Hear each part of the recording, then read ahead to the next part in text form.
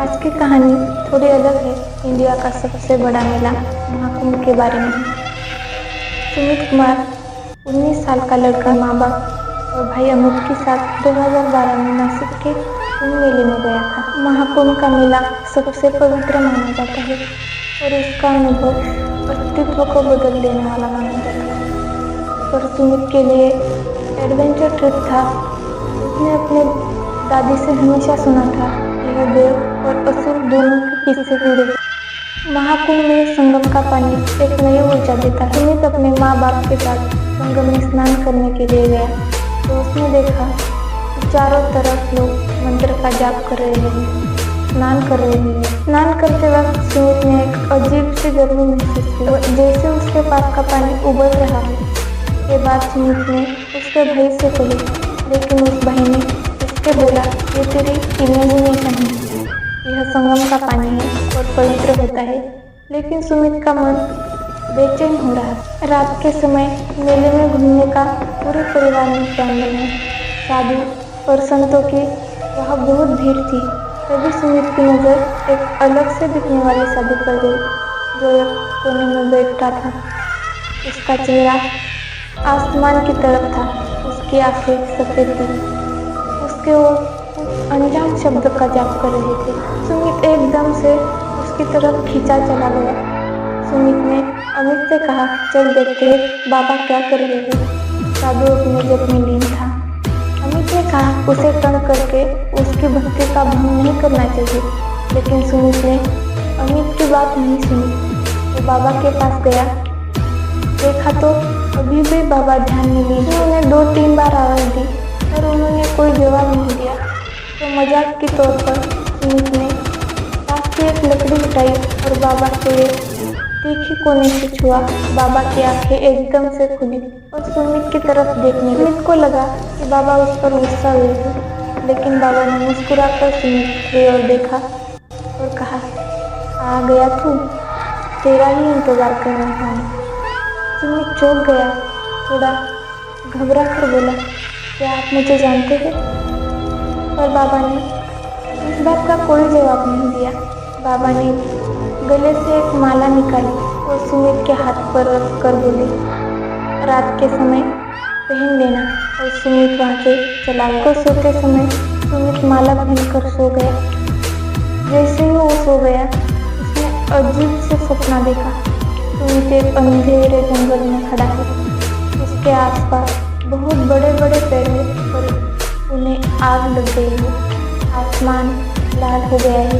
तभी एक आवाज़ गूंजने लगी, जैसे कोई उसका नाम पुकार रहा हो। वो आवाज़ धीरे धीरे उसके पास आ गई और एक काले साये के रूप में उसके सामने खड़ी हो गई और बोली, तू मुझे लेने आया था, चल अब तेरे साथ चलने का समय आ गया है। ऐसा कहकर वो सुमित के शरीर के अंदर चला गया। चिल्लाकर उठा, उसका शर्ट पसीने से लथपथ हो गया। उसकी माला को देखा तो माला गर्व से तप रही थी। सुमित ने तुरंत माला को जमीन पर फेंक दिया और चादर ओढ़कर सो गया। पिछले 4-5 दिनों से त्रिपाठी परिवार के साथ कुछ अजीब ही हो रहा था। जैसे उसके पापा का दुकान में शॉर्ट सर्किट होकर आग लग गई, उसके भाई की जॉब चली गई, माँ की तबीयत अचानक से खराब होने लगी। एक दिन सुमित अलमारी की साफ सफाई कर रहा था तो उसने देखा वो माला अभी भी उसके अलमारी में है। ये देखकर उसके तो मानो होश ही उड़ गए। फिर उसने अपनी माँ से पूछा तो उन्होंने बताया कि वो माला उन्होंने संभाल कर रखी थी। अब सुमित को समझ में आ गया कि ये सब उस माला के कारण हो रहा है। उसने वो माला कचरे के डब्बे में फेंक दी। अगले दिन सुमित लैपटॉप पर कुछ शो देख रहा था तो उसे बड़ा अजीब सा लगा, जैसे कोई उसके पीछे खड़ा हो। उसने पीछे मुड़कर देखा तो वहाँ कोई नहीं था, लेकिन जैसे वो सीधे मुड़कर देखा तो एक कोने में वही लाल आँखों वाला काला साया जिसे सुमित ने सपने में देखा था। उसे देखकर सुमित इतना डर गया कि उसकी चीख तक नहीं निकल गई। वो काला साया उसके पास आया और बोला, संगम वापस आ जा। सुमित चिल्लाते हुए अपने भाई के कमरे में भागा। वो साया वापस आ गया है, वो साया वापस आ गया है। को कुछ समझ में नहीं आ रहा था और सुमित बोला, और वो मुझे संगम बुला रहा है। अमित को ये बातें कुछ समझ में नहीं आ रही थी। अमित ने कहा कि ये सब उसका वहम है और कल सुबह उसे मंदिर ले जाएगा तो उसे अच्छा लगेगा। अगले दिन सुबह होते ही सुमित बस से किसी को बिना बताए नासिक चला गया। रास्ते में बस चाय के लिए रुक गई तो उसने वॉलेट निकाला तो वो बहुत डर गया। उस बैग में फिर वही माला थी। उसने एक लंबी सांस ली और बोला, वह फिर से महाकुंभ जाकर उस बाबा से मिलूंगा और सब ठीक हो जाएगा। ऐसा कहकर वो बैठ गया। सुमित को पूरे सफर में ऐसा लगा जैसे कोई उसके पास बैठा हो। अगले दिन सुबह सुमित मेले में उस बाबा को ढूंढने लगा। कुछ देर बाद उसे वो बाबा दिखे। वो उसके पास जाकर वो रोने लगा। तभी वो साधु गुस्से से बोला, क्यों आया है मेरे पास मूर्ख? तूने एक साधु की तपस्या भंग की है तो उसका दम तुझे भुगतना ही पड़ेगा। सुमित बहुत जोर जोर से रो रहा था। उसके आंसू रुकने का नाम ही नहीं ले रहे थे।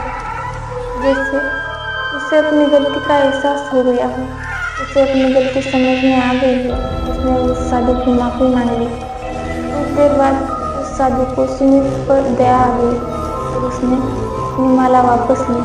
जैसे ही साधु ने वो माला वापस ली, सुमित को बहुत हल्का सा लगने लगा और वो माला जैसे ही साधु ने गले में ली, वो साया उस साधु के पीछे खड़ा था और धीरे धीरे साधु के अंदर चला गया। और फिर एक बार सुमित ने महाकुंभ के संगम में स्नान किया। अब उसे समझ में आ गया कि किसी भी साधना में लीन साधु को परेशान नहीं करना चाहिए और सुमित फिर चला गया। और कुछ दिन बाद सुमित के घर की स्थिति संभलने लगी और आज फिर से सुमित और उसकी फैमिली महाकुंभ जा रही है। और आप में से कौन कौन जाने वाला है या फिर प्लान बना रहा है, कमेंट में ज़रूर बताना। जय श्री राम।